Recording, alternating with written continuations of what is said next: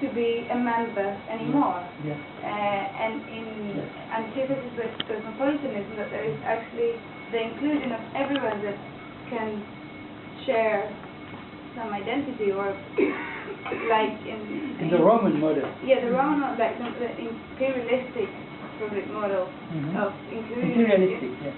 And again and again, so it's absolutely an empire by definition. An empire. I mean, we are forging ideal types here in the quasi-Hegelian sense. Reality might be, but the idea of the empire is just that. There is no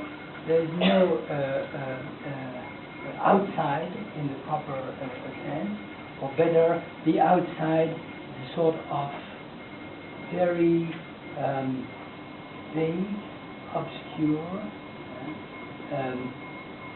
It's a place where live people with whom we have nothing in common. So the punishment, you're absolutely right.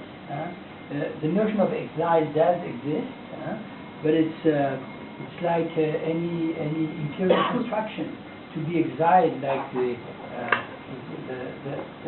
the cases that we best know are cases of poets and philosophers and intellectuals.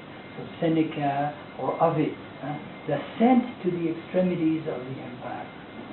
And Ovid would write his extraordinary poetry, which became models of the lyrics of all times in the West, at least.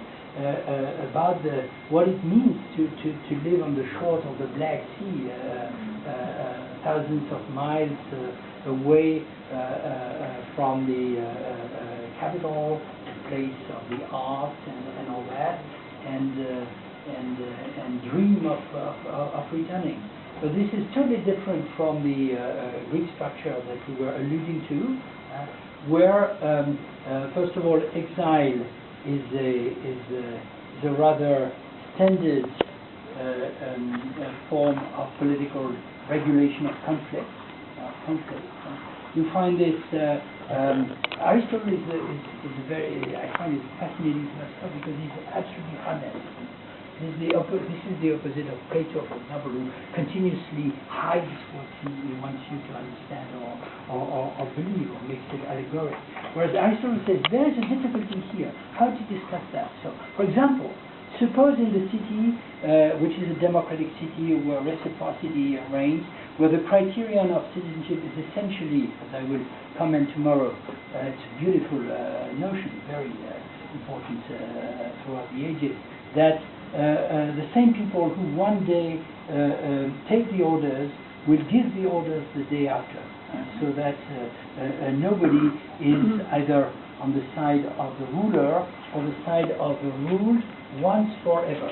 Now suppose there is somebody in the city who has extraordinary quality, so that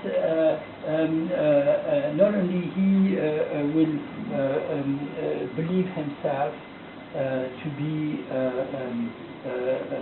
superiorly able to rule the others, but all his compatriots will have a tendency to choose him as their permanent ruler and make him a sort of godly or divine personality. This is, of course, very funny, very interesting to read, because Aristotle was Alexander's professor. So you are almost tempted to put the name under it. And the answer is, which Alexander probably did not like very much, the good thing to do is exile him, expel him out of the city, send him to another city where he will not be able to become the single ruler. Not because he's not good, but because he's too good. And this is dangerous for the political constitution.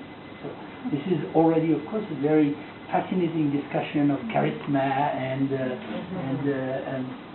the role of heroes or exceptional personalities in politics. But it's based on the concept of exile, you're absolutely right, which is fully